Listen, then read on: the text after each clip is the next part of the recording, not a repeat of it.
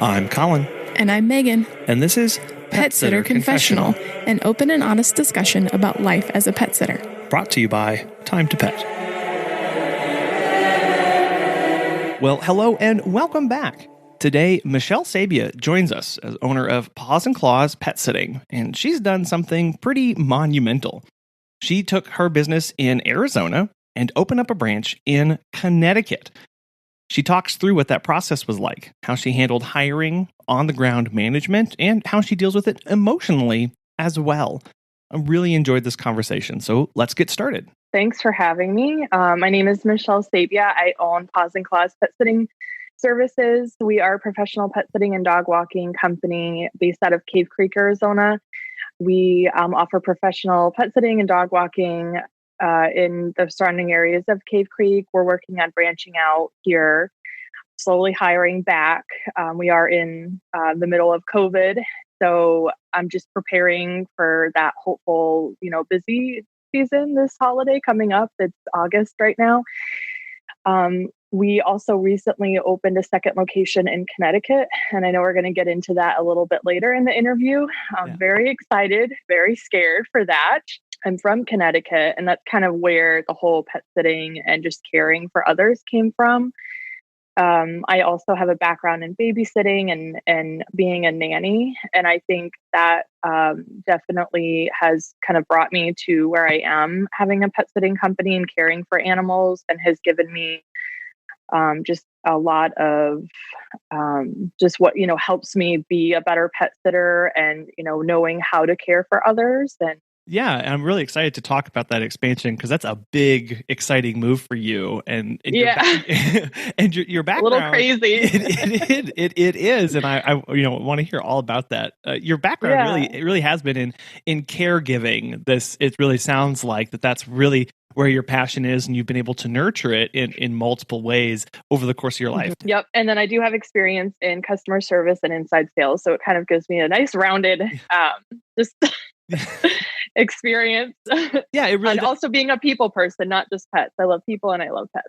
Yeah, that's a big part and a chunk that gets missed sometimes when people go into, I want to care for pets. Well, you also have to be able to provide that customer service and care for the humans, because as I've said a couple times, like I've never once finished a walk and had the dog pull out its wallet and pay me. It's always been. I use that now, by the way. Yeah, thanks for that. Oh, you're welcome. It's just true. It's true of being able to provide that service and meeting both needs of the client as the dog and the client as the human. It sounds like you're able to do that, with excellence. Right. And that's really part of, I guess, like our motto or something is just providing that like exceptional care for the client's pets and then superior customer service for the client. So it's like, it's all united. Right. Yeah, absolutely. Now, on your name, how did you come up with that one? And Paws and Claws, not very original. I mean, I'm fine with it now, but looking back, I kind of wish I spent more time on it. When I came up with the name, it was in the very, very beginning. It was before I even knew this whole vast world of pet care professionals and all the things available to us. It really just stemmed from a scene in burlesque where the girl got her nails done and she was late for the show, and her boss is angry and she's like, Paws and Claws. So that was that. If you haven't seen the show, it doesn't make any sense. But and then also my cat Dell, who's on our logo, she would always stretch out her nails and her claws, and I'm like, oh, look at those Paws and Claws. So those are my two inspirations for that name. Well, and that's really cool because it makes it fun, it makes it memorable for you, and it gives such an attachment to it as well. And that's a neat story, and you're able to incorporate your own pet into it as well. Yes, and Ozzy, my other dog, is also in the logo, so I got my two babies. Yeah. Well, that's cool. And then I do have to ask, because you have a really cool website domain, and how on earth did you get that one? Yeah, that probably goes against anything that you hear people talk about with, creating your domain name. I'm not really sure, but it's a recent change. I originally had Paws and Claws, az.com, Paws and Claws, because it's such a, so many companies have it across the world, it wasn't available as a domain name. So I put AZ there, again, not thinking I was going to expand. Luckily, I didn't, put in my company name anything like limiting me to the location or anything like that. But when I searched for a domain name I wanted to switch to, that was the Paws and Claws or anything like that wasn't available. So I just thought, why don't I just do like what we offer, our services? And I tried a bunch of different things. There were some that were for sale for like thousands of dollars. And then I typed in yourpetsitterdogwalker.com and it was available. So I just got that one. Well, and it fits, as you mentioned, like it explains exactly what you do. It's like it's written on the label, and it helps you span different locations is what, one of the things that you were after of, okay, if I'm going to be in two wholly separate states, it keeps branding a little bit more consistent and keeps messaging kind of on point. On your website too, you also have this really cool phrase, heart-centered pet sitter. I absolutely love that. And I would like for you to explain kind of what that means to you and where that comes from and how it impacts the service that you provide. Thanks. Yeah, I mean, I like that term. I think it just kind of in itself just defines what this industry really should be about. It's really what I'm passionate about. It's it's how I want to be, the type of person I want to be. I want to live life, basically like through my heart. Like I want to follow my heart. That's what I'm trying to say. I want to follow my heart. I want to do the right thing. I want to be a good person. I want to just be as caring as I possibly can. I want to be open and, have compassion. I can't really say anything else. Just somebody who has a good conscience and good morals. And that's who I want to strive to be every day. So it's kind of like waking. It's not just with pet sitting. Of course, that's a huge part of it, but it's just when you leave your meet and greet or when you leave your pet sitting visit, you continue that mindset of being a good person and following your heart. Like your heart is the one that's leading. What that tells me is that it's both a personal and a business statement in one. Absolutely. Right? And so you're really merging these two and going, yes, I want my business to reflect my personal values. So that I'm consistent in that people who I bring on can buy into that as well. Absolutely. And I am the same all the way around. I mean, I could see you at any, time or location, and I'm going to be the same exact person each time you meet me. It's not an act. This is who I am. And I want I mean, and even when you talk about with the people I hire, it's like, I want them to show their personalities and be, be weird, be who you are. Let that shine through, because that's what makes a really cool, diverse team. Mm-hmm. And it makes it fun for us to work because we don't have to try to be somebody else. We can be ourselves. Yeah, it prevents people from trying to be robots, right? That's not what you're after in your care. Like, yes, we want the level of care to be consistent, but we also want people to have their own personality that speaks to what your business is about, being genuine with both themselves and your clients, so that you can build those kind of relationships of, when you are talking with somebody, you're talking to that person. That person is giving all that they can to this care so that it's as best as it can be. Like, we're dealing with people here. Again, kind of speaking back to a lot of your focus there, we're dealing with people and we want them to be able to be themselves. Also on your website, I noticed that you provide a really cool list of local pet-friendly resources, which I think is just really cool about bringing that together with the community for, as a resource for your clients. Do you have close relationships with those businesses, or is that just a list of things that are available? Yeah, I do have a close relationship with them, or else I would have a lot longer of a list. I just kind of listing like any local business, anything. But they all pretty much mean something to me.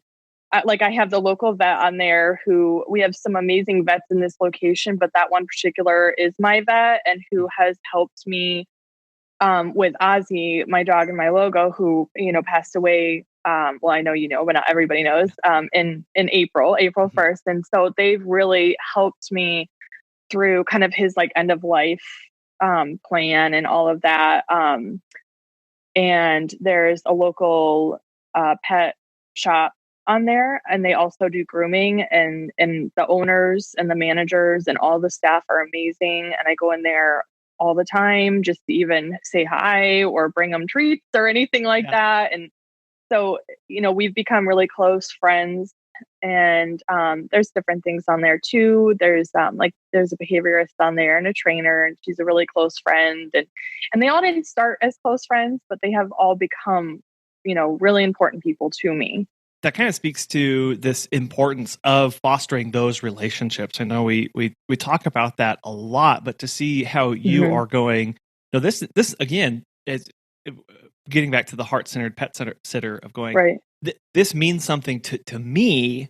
And so I can incorporate that. I can build that into my business so that here again, I'm being consistent across all fronts and building these genuine relationships with them.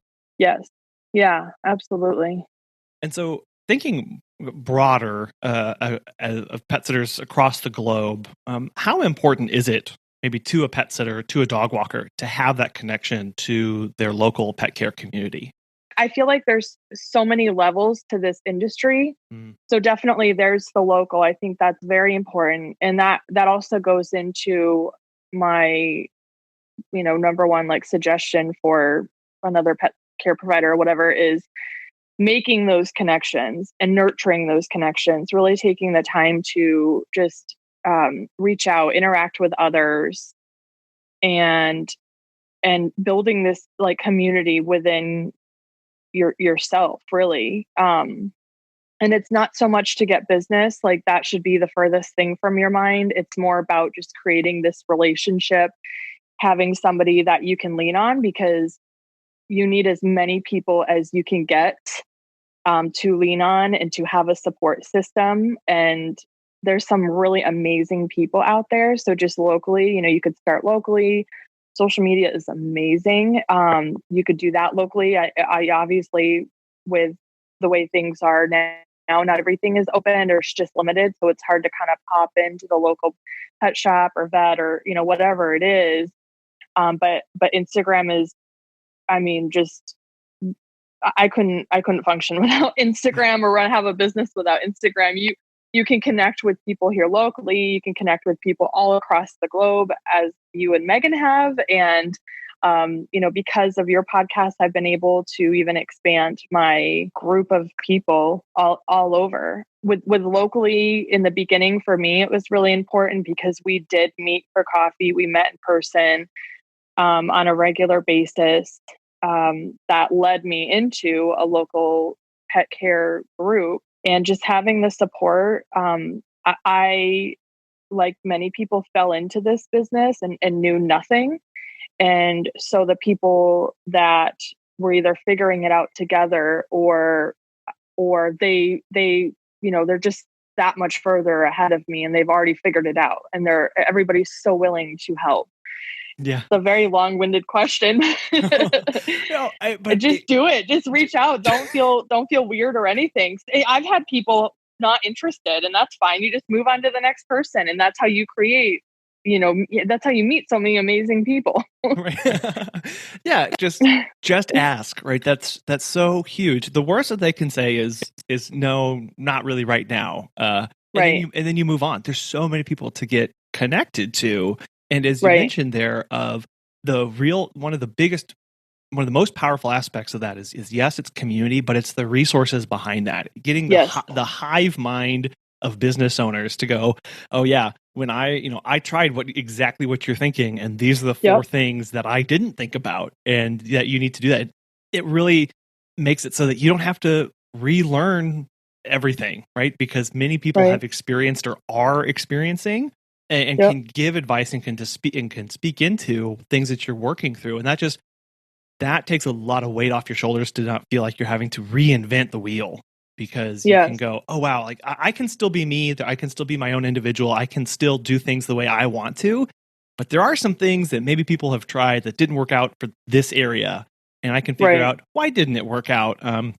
maybe it's changed and allows you to just brainstorm those kind of things. You also mentioned that there are many different levels to what quote unquote local community means. And I think Arizona has their own professional pet sitters organization, which I think is just amazing. I know Meg and I included, and many others would love to have something within our state or within our region. So tell us about that group and how it plays a role in your business. Yeah, I mean, it's a great group that I met a lot of the ladies before even joining, and then learning about it through them. So learning about those connections is how I, was able to hear about this group and join it. The group it's a resource for us. It's called Arizona Professional Pet Sitters and Associates. So it's not just pet sitters, but it is majority pet sitters in the group. And we meet once a month, and we either have like a roundtable discussion. We provide a topic prior. We've actually recently, so we provided that link to your podcast. I'm a huge podcaster. Not everybody is. So I'm always pushing different podcasts and your podcast. And that's a huge resource that I feel like not everybody is utilizing. So that was my idea. Like, hey, instead of doing like a roundtable topic, like we'll have them have a little bit of work to do prior to the meeting, listen to the podcast, and then bring your comments or anything like that. And we're doing Zoom meetings now, obviously, but we used to meet in person at a restaurant. It was just a way to get us kind of break away from our schedule. A lot of the pet sitters are like sole proprietors, so they're doing the majority of the services themselves. It can be difficult to meet in person, but it was a way to kind of pull them away from their visits and just a chance to socialize, have a good meal, whatever. And then we also have guest speakers that come. And anywhere from other pet sitters to accountants to trainers. One of them, we had a specialist from like a herpetological place, and she couldn't bring any of the animals, but she talked about their snakes and their lizards and their crocodilians and tortoises and all of that, and just taught us, because that's part of pet sitting, is taking care of those reptiles and those different animals. And we don't usually know a lot about them. So it's just providing that extra, layer of knowledge and resources. And then also just being a support person. We like to vet everybody that joins the group, because we also provide a website to the public to be able to they're looking for a pet sitter in Arizona, they can type in their zip code, and then, whoever does that area will pop up. Wow, that sounds like a really amazing resource, and just so cool to be able to bring everybody together. And, while it's probably not as fun to not be able to meet in person, meeting online does make it easier for people, probably more people to join than would have been able to beforehand. So that kind of is an interesting bonus, I guess, from the new way of operation. Right. I think the big question out there, the big topic, and we've alluded to it a couple times here, is that you've made a really big leap in service area recently. You've moved from Arizona and now operate in Connecticut. And you mentioned it a little bit earlier, but why did you decide to expand there specifically? There specifically because that is where I'm from, and a lot of my family and friends are still there. It really started as a dream that I've had ever since we moved to Arizona. At first, moving here, it was exciting. It was, new friends, which is scary. It's a new place. It's just so different. It's beautiful in its own way, but it is, like so opposite from Connecticut. And I've just never been able to let that go. I love Connecticut so much. I love New England, the trees. The seasons might be a little tough for me, especially now being in Arizona for so long. But I am a huge history buff. I love being on just the ground of really old places and old buildings. I love brick. We don't have brick here. I love trees. We don't really have trees here. But we have amazing things here too. But so just having, like, my heart is just part of it stay there and part of it is here. And my dream had always been to somehow make it back to Connecticut. And this just kind of made it possible. I mean, at first it really was a dream. It was something I would joke about with my family. And, when I started this business, I opened here in Cave Creek in 2016. Before that, I did do a lot of pet sitting for friends and neighbors and that sort of thing, but never really took it seriously. Never thought it could turn into anything. And then when it did in 2016, that's when that seed was planted and thinking like, wow, this actually might be possible. And I just put it on the back burner, and it stayed there on the back burner, but I never stopped thinking about it. I never stopped dreaming about it. And that's where it did start, though, with making those connections. Again, social media is amazing. Facebook and Instagram. So I made those connections with people in Connecticut, other pet sitters and everything. And then now just recently, I mean, the opportunity kind of presented itself, and I mean, when all logic said no, I leaped. well, yeah, it just seems like such a big monumental task, and I can't even wrap my head around doing that. So maybe break down a few of the steps or thought processes that you went through as you moved towards that goal. Yeah, and I know you guys mentioned recently that you were thinking about moving to a new location or something. So drop I heard that and I was like, oh. So drop all of the details here so I can just copy and paste it. Yeah. Oh my gosh. Okay. Well, it really does start with a dream. Okay. And that Check. seed is planted. Okay. So, yes. I'm really breaking it down here. Right. But really creating those connections, reaching out, interacting with people. I mean, you could definitely reach out and kind of state what you're thinking about, but even just kind of, you're like the creeper behind the scenes, just kind of like peeking behind the tree or something. So you're really just, really in the beginning, you're just observing everything and you're soaking it all up.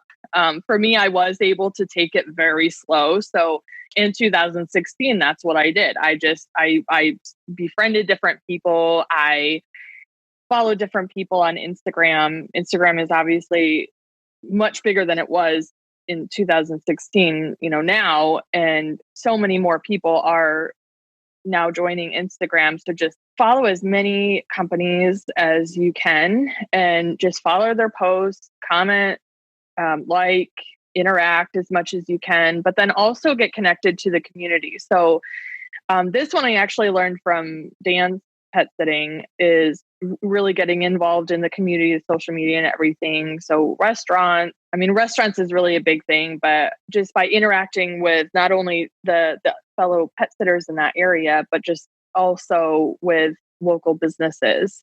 Right. And it's so easy now where I literally can connect with vets, pet boutiques, restaurants, doggy daycares, realtors here in Arizona, and I'm interacting with them in Connecticut, and I'm creating those relationships here. Yeah. And little by little they grow. These connections do turn into relationships. Recently, I was asked to help mediate a couple of Connecticut Facebook groups. And yeah, I mean, if you can do that, that's another way to get, one is pet related, and then one is just local businesses in Connecticut. I hired an accountant to, get everything set up in Connecticut. That was tricky because in the beginning, when I started here in Arizona, like many of us, I didn't realize I was starting a business. I think it's easier to start and have a business here in Arizona, just based on how the laws are. So that was, and I knew going into it, it was going to be trickier in Connecticut. Also, what was tricky for me is we just recently made the leap to employees here in Arizona as well. Mm. And that is still a really just scary leap, but exciting. I know it's going to be worth it. And being able to create that team, I mean, it will allow me to create the team that like I envision. I see, it's just, you can't so much. Right. So yeah, definitely hire an accountant to help you set up their, with your business and learn the laws and fill out all the forms and know what websites to go to. It's definitely an investment. I'm very fortunate to have a lot of family and friends there. So my cousin is a doggy daycare director at one there in our service area in Connecticut.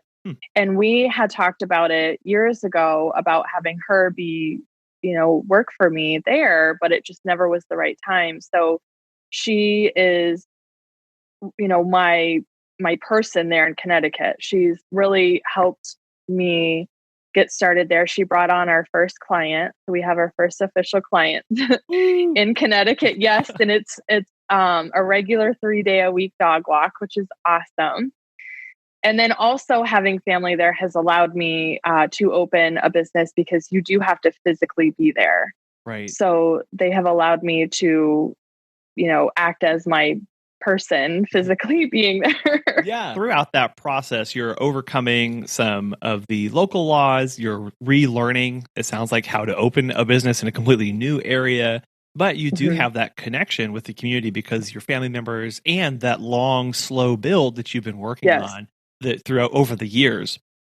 What other obstacles did you have to overcome, maybe seen and unforeseen along the way? That really is just getting out of my own way, and letting go of my own kind of fears and ideas that I have about opening there.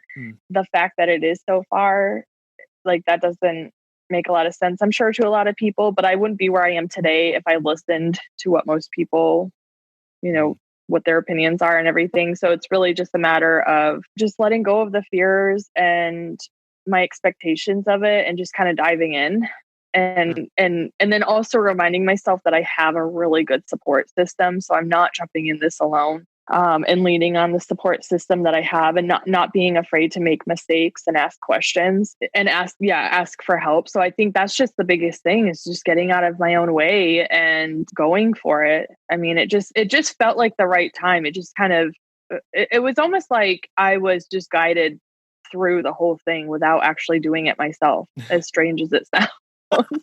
But I think that means it was the right time because I had been thinking about it for years and it never felt like a possibility ever. Yeah. And with that support system, with the help that you had gathered and all the research and all that work ahead of time, when it came time to push the button to go, it probably did feel like you're like, oh, this is quote unquote just happening. Well, but there was years of work there and a huge support team, from the accountant, down to the family members that you had in the community and all those relationships in between, that made it seem quote unquote, easy, or at least, it just happened, right?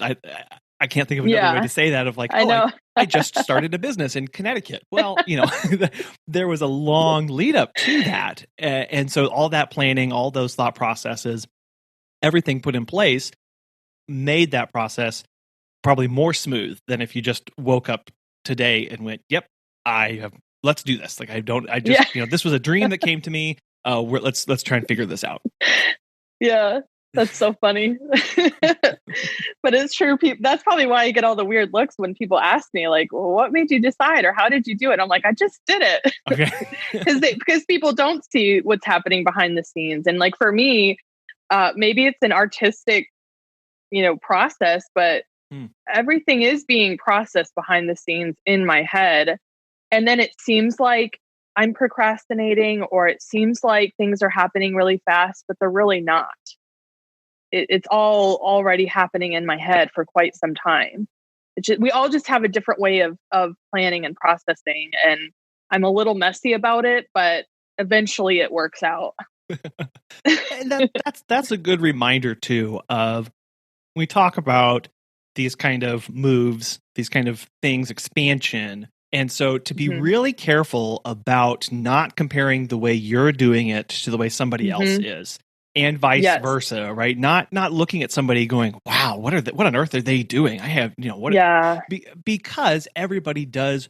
That will stop you. Yeah, it'll stop you out of fear, out of anxiety. It will it'll just put a lot of barriers between you when you start comparing yourself and how you're doing it, going, oh, well, looks like they just did this over the course of a day. This just seems like it's taking me forever. Well, that person most likely was doing it over the course of a very long time too. It's just from the outside, we don't see those things going on. Have you heard about Time to Pet? Doug from Bad to the Bone Pet Care has this to say. Time to Pet has made managing my team and clients so much easier. Our clients love the easy-to-use app and scheduling features, and our sitters love being able to have all of their information organized and easily accessible. My favorite feature is the instant messaging. By keeping conversations on Time to Pet, we are able to monitor our team and ensure nothing ever falls through the cracks. If you are looking for new pet sitting software for your business, give Time to Pet a try. As a listener of Pet Sitter Confessional, you'll get 50% off your first 3 months when you sign up at timetopet.com/confessional. You mentioned you were able to bring on a family member to be your person on the ground there in Connecticut.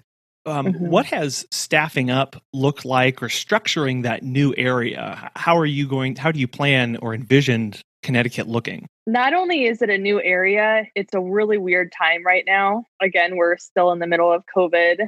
I feel like it is just dragging on so long this year. I feel it is like on its way to be over, which is crazy.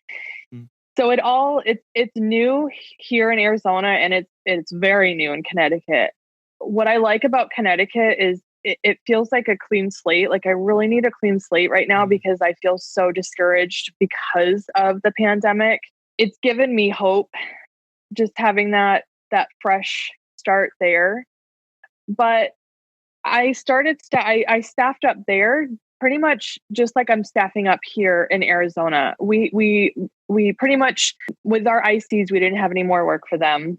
Not having that, the pet sitting work has allowed me to spend a lot of time on my business, like a lot of time. I definitely did go through a rough time where I barely did any business. I did the bare minimum. And then my dog died, and then I really allowed myself to do like nothing and just mope around and cry every single day. But then I got motivated. I joined a couple of like membership groups that support being a business owner, and one of them supports the pet sitting industry. Again, making more connections, learning more about having employees, having access to an employee manual and a training guide, and then spending a lot of time on restructuring or editing it to be more specific to my company. And but most of the work was done, and it was all legally done with an HR person and an accountant. So I didn't have to worry about all of that, but it is still a lot of work on top of that.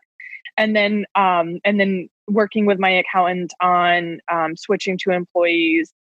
And then it's really hard hiring and creating ads and everything. So I was able to recruit and hire some people here and in Arizona. So I hired my cousin, and then it must have been through just an ad. I hired another lady in Connecticut.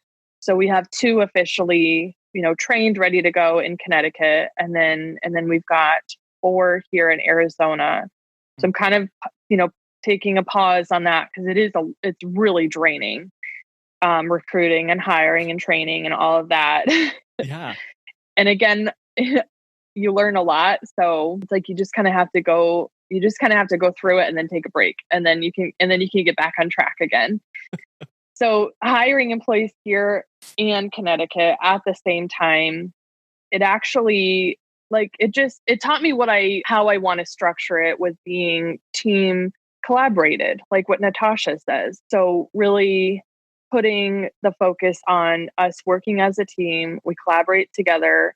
So I created an account on Slack, and we're able to, as a team, internally communicate and ask questions together. Even, here in Arizona and Connecticut. So it's like, really right now, everything is so virtual. Yeah.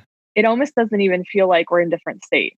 honestly. Yeah, Yeah. I'm sure that must feel really weird to know that your employees, separated by many, many miles, are working together and solving Yes. problems together. Yes. And that I can see where you'd be able to pop in and you'd have no idea that these people were separated by extremely different time zones and locations and rules and regulations, all that kind of stuff. But they're still being Yep. able to collaborate and come and solve problems. Yes. Yeah. And on there, we have like the welcome page. This I got from Liz Illig. She does Slack for her memberships. Mhm. And any new person will do like a welcome and they just do a little like, hey, I'm Michelle, and just kind of talk about yourself and what you like. And, I'm happy to be here thing. And so then that introduces to the rest of the team. And then they just talk and get to know each other. It's awesome. On your join the team section of your website, you have a statement that says applicants must be responsible, driven, honest, and able to work independently. How do you go about screening and looking for that in a new hire, especially remotely? I've been lucky to have most of my people be more referrals. So either I know them personally or they're a referral of somebody who I know and trust. And I've been fortunate with that.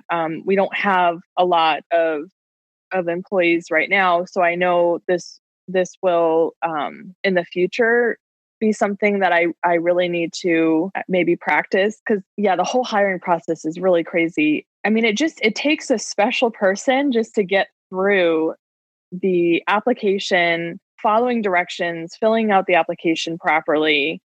You kind of set it up in a way so that it's like, this is from Kristen Morrison, but she says on her application, she'll list 3 words that, best describe why you're a great pet sitter or something like that. And a lot of people will list out 3 sentences or, 5 words, or they don't follow the directions. And in being a pet sitter, that is like one of the most important things, is to follow directions on what the owners are telling you, and then what your boss is telling you to do.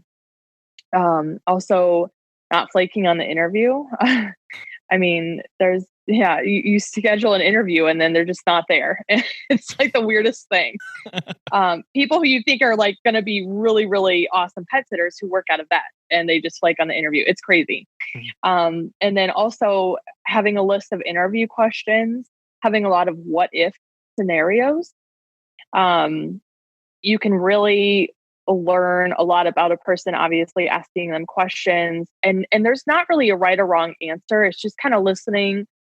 It's listening to them. Like, I like to do it either in person, or now we do it on Zoom. So just kind of watching them. You ask them the question and then you just watch and listen. And then you just kind of soak it in, and you can really just see what type of person they are. And usually I'll know instantly yes or no. I mean, occasionally there's been like 1 or 2 people I'm like, I'm just not really sure. Like, they seem really good, and then you just kind of have to think on it. And then eventually the answer is right in front of your face and you're like, it's a no. If it's not a yes, it's a no. So going through that, I mean, it weeds a lot of people out. Not a lot of people make it to the interviewing process. I don't know what it is. I mean, maybe that's something I need to rethink. And then you do the typical background check and the reference check. And then you can even, I know some pet sitters that take them on, they take them along with them on like a day, like, a day of a few pet sitting visits, and just have them shadow you, or see how they interact with the animals. I think you mentioned that you meet them at a dog park or something, and then you can see how they interact with the animals and just being around people in public or something like that. Yeah, that was and that was something too that Doug mentioned on one of his episodes. Oh, it was Doug. Okay. Yeah, that he liked to do, because then he could see, okay, how are they interacting with the people, these strangers in the area? How are they interacting around strange dogs? And just kind of stepping back and observing. And so I think, you could do both. You could have them, okay, you're going to shadow me for a day, so that we can both see, like, is this something you really want? And I can see how you're reacting, and take them to, just throw them into a situation and go, have at it. Yes. Yeah. Yes, and I've had one girl who I thought would be an awesome candidate make it all the way through the interview process. We did a shadow where she came with me on a pet visit. I got, permission from the client prior, Mhm. and it seemed great. And then we left. I said I'd be in touch with, the next step or something. And then she reached out and she said it's just not the right time. And that was it. I mean, it just, I don't know. It's hard. It is, but it's like, it is so good to know that before Yes. people sign paperwork, right? Yes. Because then, oh, I've got to start this whole process again. I've got to go dig through this stuff. Oh, I got to place, knowing, just allowing someone okay, we're going to peek behind these curtains for a little bit into the life, a day in the life of a pet sitter. Is this something you really want? That way, okay, that in and of itself is a screening step, or can be, at least for some people. Yes. Yeah, absolutely. Yeah. I mean, so many people don't realize, I guess, what goes into being like a professional pet sitter. I mean, I never did either. Right. But Yeah. it would surprise a lot of people. It does. And so for people who are listening and maybe they're thinking about hiring, one of the things that, when your steps that you listed out there is, it's not necessarily exactly what you ask or the qualities, but you're looking at a lot of these just responses. Did the person follow directions? Like, I love that. List 3 words. And if they start writing a huge paragraph, like that should be a red flag. Like, maybe you can weed out for other things, but that's a very simple direction. And if they aren't following that or choose to blatantly disregard it and go, I'm going to do this one thing, like that should tell you a lot about that person's character. And so don't get hung up necessarily on, oh, did I craft the exact question the way I wanted it to? Just look at how people are responding to them and read body language and all those other kind of things too. Yeah. And then also looking for that person to take initiative and like show independence. I mean, usually everybody that I have hired has taken initiative from the start, or they ask questions. I mean, if you don't understand something, ask a question. Like communication, I'd rather them ask a million questions than none at all. Like, to ask as many questions as you need to and take that initiative. Yeah, because that shows that they're genuinely trying to understand exactly what needs to happen. Because you would rather ask me a million questions and get it right versus not asking questions and possibly get it wrong and wind up in a situation where nobody wants to be. Right, and that needs to continue with the clients. If you have questions for the clients about, well, what did you mean here? And don't just, everybody raise their pets differently, or they feed them differently. Like, every pet you're taking care of is completely different. It comes with its own long list of things. And it's like over communication is better than none at all. Just over communicate. I would much prefer the pet sitters to over communicate. And yesterday I was training one of our new girls on a dog, and she's like, is she a rescue? It looks like there's a scratch under her eye or a scar. And I was like, oh, I think it's just eye goopies because we were swimming. And she's like, no, it's a scar. So we messaged the owner and we're like, we noticed the scar in the eye, and, pointing those things out to the owner, and the owner explained what happened. It was like a dog fight basically at one of the other pet sitter that was taking care of the dog or something. And yeah, I mean, that's really scary too. But just, over communicating, or just saying like, oh, I noticed the light was left on. Did you mean to do that? I mean, just any little thing, I would say, go ahead. If you're questioning it, you need to bring it up to the client. And then thinking about the structure that you have in Connecticut, what role are you playing in the day-to-day operations of the new location? For Connecticut, I mean, it's just everything except for doing the physical in-person meet and greets and the pet sitting and dog walking visits. This is another opportunity for me to take a step away from I hate saying that, but take a step away from doing the actual services myself and the pet sitting and the in-person meet and greet. My goal is to have this company grow, and I know it's not physically possible for me to do all of the pet sitting and the in-person meet and greet. So just getting it to a point where I'm going to quote Kristen Morrison again, is like getting out of the belly of the ship into the captain's chair.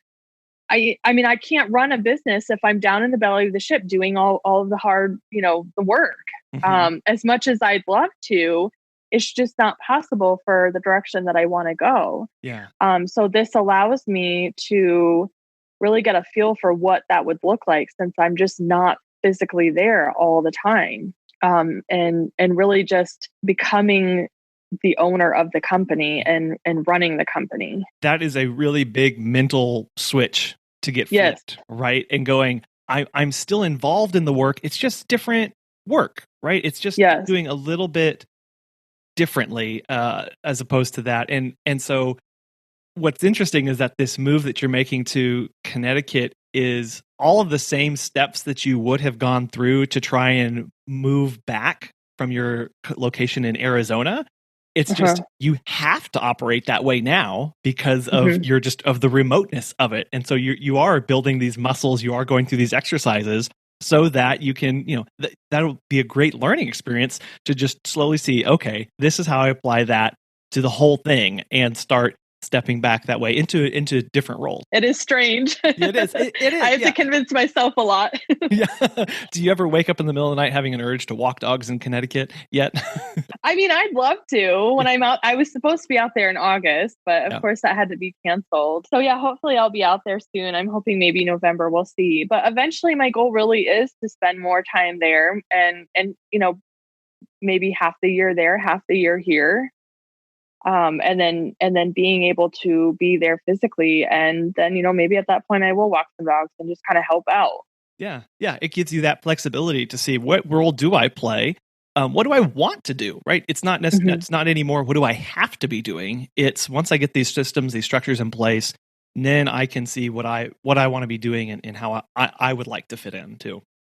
Right. And then doing the pet sitting and dog walking, I'll be able to be a better, boss and coach for the pet sitters that I hire, because I know exactly what it's like and what I want it to look like. So it's like a no-brainer just to kind of, spell it out to them. Right. And not thinking, I mean, the hardest thing that I really have been learning is training and being a coach, because it's all saved in my brain. And in what you think might be common sense, it's not. Like, I'm learning more and more that common sense is not, I mean, it's so different for so many people, and literally spelling it out. Like, if you are cat sitting and you need to throw out a can of cat food, make sure you rinse that can out first before you toss it in the recycling or the trash, because it's going to stink really bad. And then the owner's going to come home and like, what the heck did you do? Like, what were you thinking? That might be a no-brainer for me, but for the pet sitter that you hire on, if you don't train them, they're not going to know any different. It doesn't make them a bad pet sitter. It's just, you have to literally teach them like everything. And that phrase, it's common sense. As you said, like, it's common sense to me because this is what I do. I don't have to think about this because I am who I am. And if I want other people to do that, I cannot assume that they have had the same lived experiences, they've been brought up the same way, or they view things the same way. So if I want them to continue to provide the kind of service that I do, the first thing that I need to get done is get it out of my brain into black and white on a sheet of paper so that they can read, and then I need to train them on that. And then that helps you step back and go, okay, I have offloaded my brain. They have that on a sheet of paper. And now I can go and do other things. It takes so much work doing that. And then being available for your clients or for your team of sitters and dog walkers. I mean, I get so frustrated because if I have a really busy day or week or whatever with pet sitting visits and I get a call, somebody leaves a message and they're like, I really wanted to be able to talk to somebody. Please don't worry about calling me back.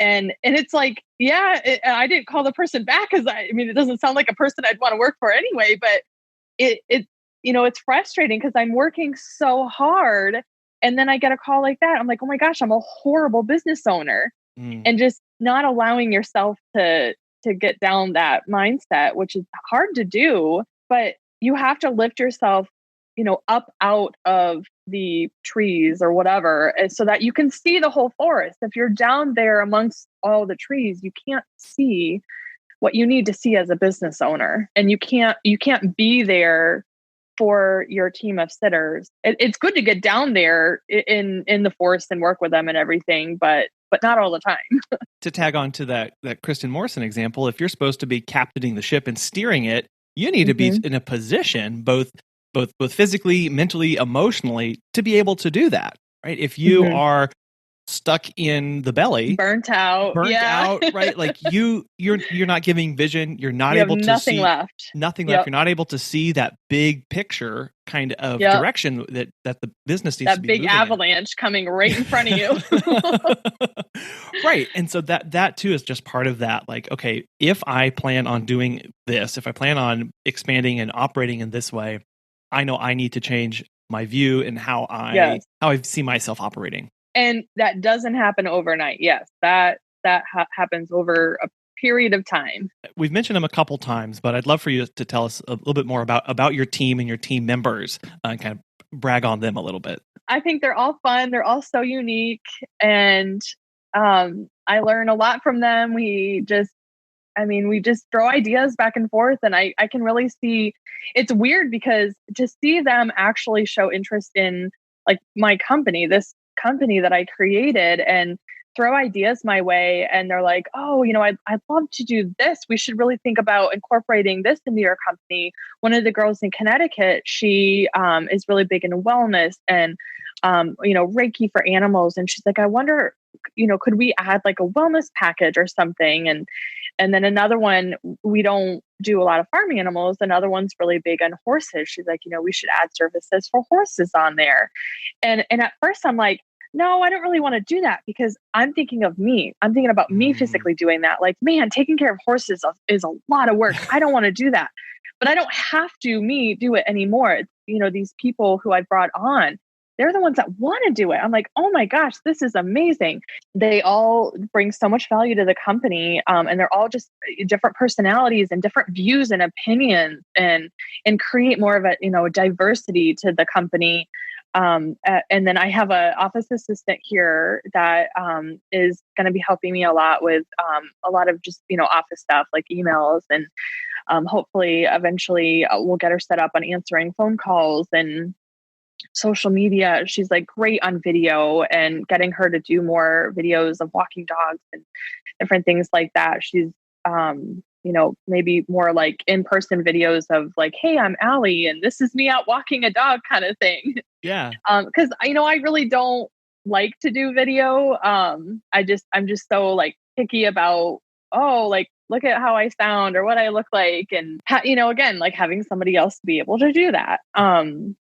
And then in Connecticut, I have my cousin, Lydia. She'd hate me saying her name. She's been amazing. And she's brought so many different ideas. Like this client, she literally brought to the company. It was somebody who she was caring for before I even brought her on. And she's like, let's bring them on to Paws and Claws. I'm like, no, you can keep doing them yourself. You don't have to do that. But she insisted. So we got him on board, and her taking him through the process while she's learning about, we use Time to Pet. So at the same time she was learning about Time to Pet, she was taking him through, and she asked a million questions, and I loved it.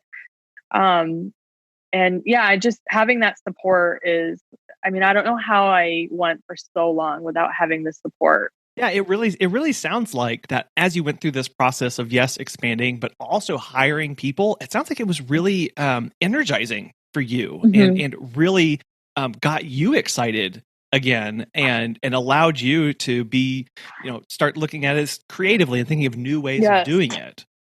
Yes, it's cleared up my brain to be able to be creative and think about new ideas or restructuring the company and all that stuff that we just don't have time to do because we're just so busy with the day to day. Yeah. And I want people to hear that is a really great side effect of bringing on a help, right? Is because you do start being able to free up mental capacity to do these things that maybe you never thought you'd be interested in. But after a while, when you have somebody else doing the work, you start going, well, I can do this now. Like these things they just kind of happen once you put in that initial work. So that's really cool to hear. And it's really neat to see how excited both you and to hear how excited your team members are to start doing some really cool things in both of your service areas. Going through this, do you have future expansion plans, whether in, just expanding out the existing service areas, or do you have another state you want to go work in? Probably not another state, because it's always really ever been Arizona and Connecticut. Okay. But I won't limit myself. Okay. just nothing on the back burner now. I would like to expand more so in Arizona. So the area that I live in, there is a lot of building happening, but it is a little bit of a smaller town. So expanding to a little bit more of those denser areas. Really working on getting more of those dog walking clients, like regular pet sitting clients versus the vacation clients. We were pretty much all vacation based, or not based, but we mostly had vacation clients before, and our clients went on vacation like all year round. So we were really, really busy with vacation clients. It was never a concern of like, oh my gosh, are we going to fill up this month? Because we always filled up. Even on the months that most people don't go on vacation. I mean, it was just amazing. So now, again, taking a step back and just kind of rethinking the services that we offer. But then also working on, I'm definitely taking a break right now with hiring. I'm a little burnt out with hiring right now, but eventually hiring again into, like I said, more of those dense areas. As far as Connecticut, it's just more about building the service area that we're, starting in, but maybe eventually filling up to the whole Litchfield County. I mean, we'll see. Yeah. It's really exciting because I'll bring stuff out to my parents and they're from there, and, just a lot of memories will come up. And they're like, oh my gosh, like I remember this person at this location. And even here in Arizona, I meet a lot of people from Connecticut. And so we're able to like connect to a lot of things just with that. So thinking about this expansion process and the way you did it, what kind of big takeaways or maybe lessons have you learned that you're going to apply moving forward? Spending more time on nurturing those connections and relationships that I've made. I guess with that, it's just so different. Now, even just having social media, I've never been big on going, in person to vets and pet sitters, because my fear of being like shut down always prevented me from going to different places. Sure. But being able to just look for different companies on, social media, Instagram, or, searching the different hashtags, and then like so many pets have their own profiles, and then just kind of commenting on their profiles, just making sure again, like, okay, so repeating pretty much a lot of what I said, having a support system in place, an accountant, people who have done it before you, even if maybe they didn't expand to a new location, just connecting to those people that are, like for me, connecting to other pet sitters that are in Connecticut. Never stop asking questions, never stop learning, always be teachable, become comfortable with making mistakes, make connections without the motive of getting business. Like, I think that's the biggest thing. Desperation is not a pretty look. So just make connections with other companies and people, without the motive of wanting their business, or like, oh, please like my Facebook page, or please, refer my company to other people, or anything. Like, just take that out of the equation completely and just get to know them, or comment on their, pictures, or interact. If they ask a question on Facebook or their Instagram story or something, respond to that, and just get to know them, and let them get to know you. It gets back to that, what you started off talking about, of being heart-centered, of going, this is how I would like to be interacted with. So I'm going to interact with people that way. I'm going to take a genuine interest in people. I'm going to put myself to the side and just get to know people. And as you said, like, just do it. Like, just, there comes a point where you can look at all the pros and cons list and make your spreadsheet and look at, the price per interaction and all that kind of stuff. And just go, I can answer this question. Like, I can like this post. I can leave a reply. I can do that.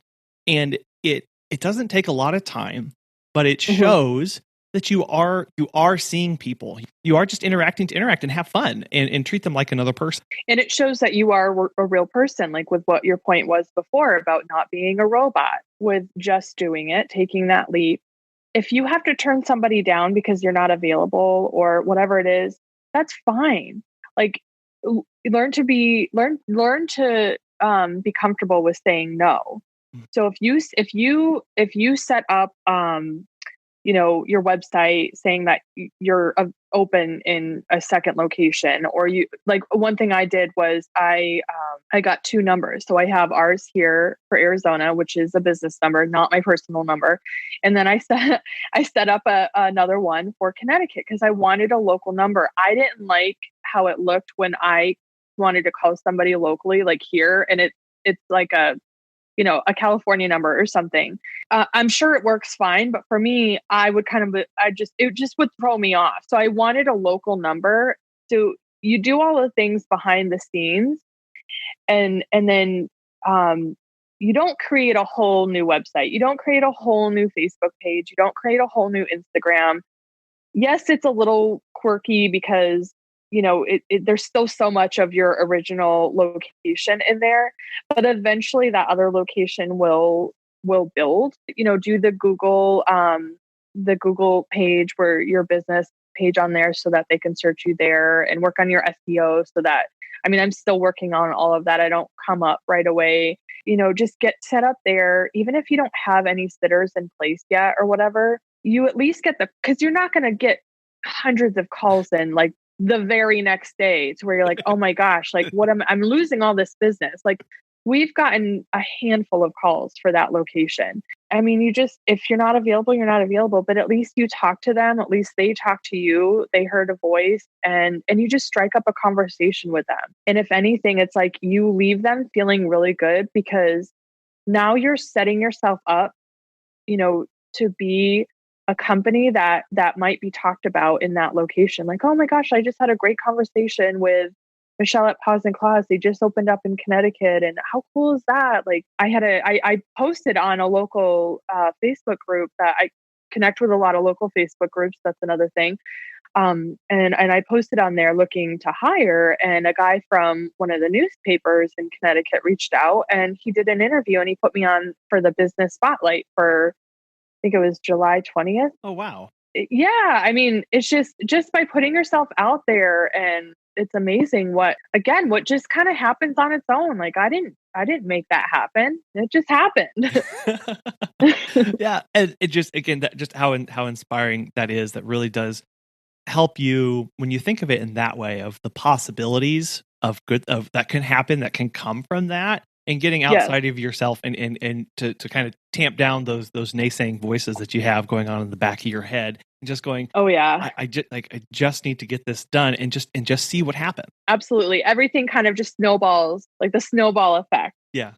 It just, total snowball effect. I love it.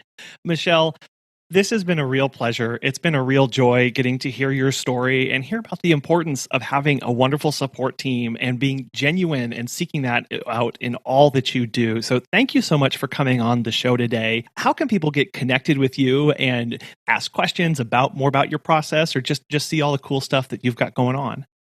Yeah, thanks. So you can go to our cool new domain name. Our website is yourpetsitterdogwalker.com, and our Instagram and Facebook is Paws and Claws Pack. And then you can email us at info@yourpetsitterdogwalker.com.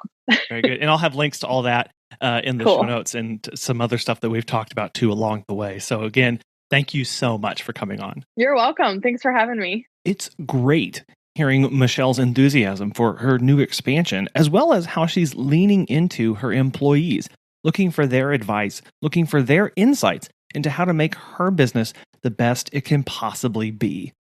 If you've been thinking about expanding to new areas or new states, Megan and I would really like to hear from you and how that process has gone. You can send us an email at feedback@petsitterconfessional.com.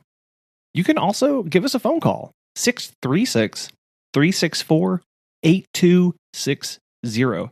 Tell us about your story and all the things that you've been learning. We'd like to thank our sponsor, Time to Pet, for making this week's show possible. Also, head on over to Facebook and join our Sitter Confessionals group, where you can join pet sitters and pet care providers from around the globe. Thank you for taking your time to listen to us this week. We'll be back again soon.